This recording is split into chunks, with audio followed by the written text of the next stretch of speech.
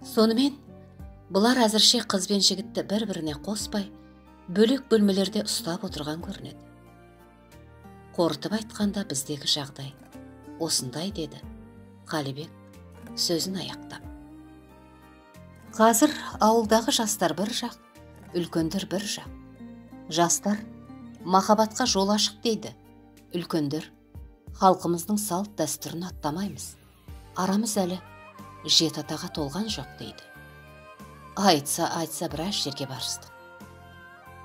Енді осы даудың төрелігін айтып, бізді бір адаспайтын тура жолға салып кетті. Бұл істен қыздың әкесі Қасым ағалар хабар тапты ма дедім. Ол жақтың нендей ойда екенін білгім келіп. Әй, олар әлі хабарсыз жатқан болар-ау, деді үлкендердің бірі болжам айтып. Қасым байқұс білсе, ендігі өкіріп бақырып жетсе керек еді. Сенің келетініңді білген соң Қасымға кеше кісі жібергем, деді Қалибек маған қарап. Амандық болса, ол бүгін келіп қалар. Жаңа бір малға бата жасалған. Соның арасынша дастархан жайылып шай құйыла бастады. Шай үстінде де уақытты босқа жібермей, аққысы мен табылдыдан тарайтын аталарды қайтадан санай бастадық. Қалай санасақ та сол баяғы 6 ата. Біраздан кейін қыз бен жігітті бір оңаша бөлмеге шақыртып алдым. Менің үстіме алдымен Қажыбек, сонан соң Айтбала кірді. Екеуі де қарасаң көз тоймайтын өрімдей жастар. Әкесіне тартқан сұлу өңді сүйкімді жігіт болып өсіпті. Қыздар ғашық болса болғандай. Ал Айтбала, ол да анасына тартқан сұлу да сұңғақ әсем бойжеткен. Жастардың осы ауылға келген соңғы 4-5 күнде көріскені осы болар. Екеуі бірімен бірі сүйісе жаздап құшақтарын жазбай, қол ұстасып қатар отыр. Бұлар менің келгенінен хабардар сияқты. Бізді бұл азаптан бір құтқарса, осы кісі құтқарар дегендей жалынышты көзбен жапақтап қарай береді. Мен сұрақ қоймай-ақ сөзді жігіттің өзі бастап кетті. Аға, сіздің келгеніңіз қандай жақсы болды. Біз мына Айтбала екеуміз бір-бірімізді ұнатып, қосылуға бел байлағанбыз. Осындағы шалдар жет ата дей ме, әлі қыз алыспаған ағайынбыз дей ме, қайдағы пәлені ойлап тауып бізді бір жұмадан бері қамауда ұстап отыр. Шалдарға түсіндіріп айтыңызшы, біз бәрібір қосыламыз. Енді бізге шегінетін жер жоқ. Қажыбек осы сөздерді жаттап алғандай бір демде айтып шықты. Араларыңда күш көрсету, қорқыту, зорлап алып қашу сияқты әдепсіздік болған жоқ қой. Құдай сақтасын аға. Біз өз еркімізбен қосылған жандармыз, деді Айтбала. Мен әрине сендерге тілектеспін, дедім жастарға қарап. Бірақ сен, Қажыбек, шалдар жет ата деген пәлені ойлап тапты дегеніңді қой бұдан кейін. Ол осы ауылдың шалдары ойлап тапқан пәле емес. Халқымыздың 1000 жылдан бері жалғасып келе жатқан салт дәстүрі. Оны өкімет те ешкім де бұза алмайды. Санап көрдік. Сендердің араларың әлі жет атаға толмапты. Екеулерің одан да үлкендерден кешірім сұрап, бір жолға қайырым етуін тілеңдер. Сендердің тағдырларыңды басқа емес, сол шалдар шешеді. Соны айттым да, жастарды босатып қоя бердім.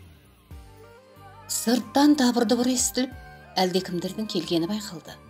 Бұл келген қыз әкесі Қасым еді. Дайыры ауыл арасында сөз жатама, Қасым бәрін естіп біліп келе жатқан секілді.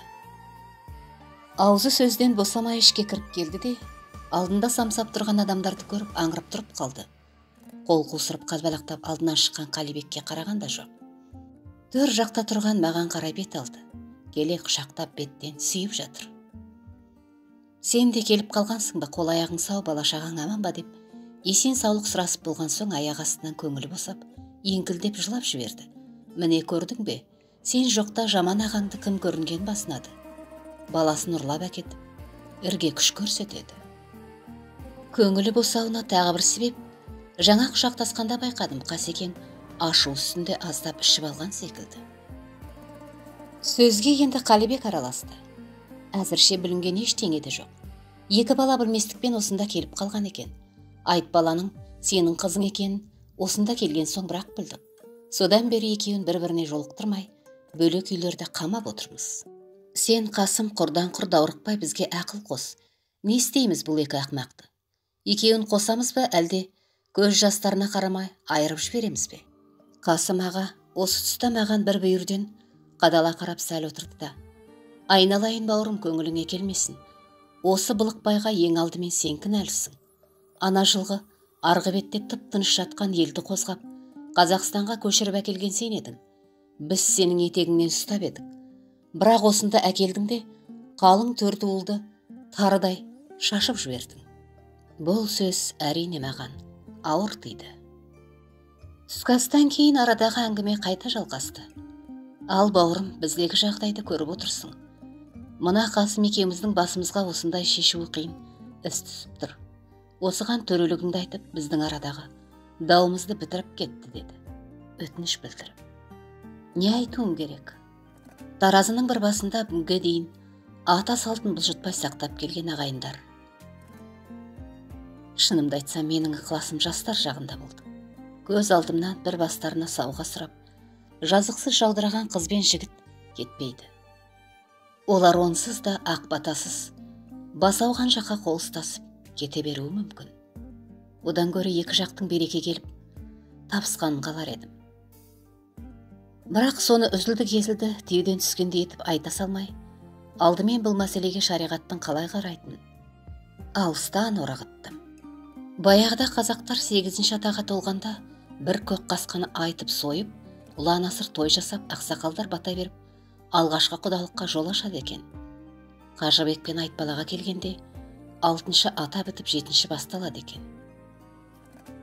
Маған салсаңыздар, екі жастың білместігін бір жолға кешіріп қосылуға рұқсат еткеніңіз жөн сияқты. Бірін-бірі жан танымен сүйіп тұрған жастардың обалына қалып қалай жылатамыз, дедім, отырғандарға жағалай қарап өтіп. Әр тұстан мені қостаған сөздер естілді. Сол жөн ғой. Екі жасты бір-бірінен айырып жылатқанда не мархабат табамыз? Жастардың білместігін бір жолға кешіріп, батамызды берейік десіп жатты. Ол ақмақтарды біз кешіреміз-ау. Ата-баба аруағы кешіре ме, деді Қасым. Әлі де болса көңілдегі күдігі тарқамай. Сөйтіп бұл отырыстың арты қуанышқа, тойға айналып кетіп еді. Бірақ амал не? Ақыры сол екі жастың жолы болмады. Арада бір жыл өткенде Айтбала алғашқы баладан қайтыс болды да, Қажыбек соның артынан көп замай жол апатынан қаза тапты. Мен осы күнге дейін таң қалам. Бұл не сонда? Кездейсоқ бақытсыздық па? Әлде ата салтын аттаған жастарға жаратушының жіберген зауалы ма? Жалпы, дана халқымыз жеті атаны өз салтына жайдан жай енгізбеген шығар. Онда санаспаса болмайтын бір тылсым күш бар сірә. Осы некеге жол ашқаным үшін өзімді кінәлі сезінем.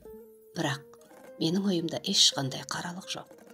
Бар болғаны махаббатқа жол ашқым келді ғой.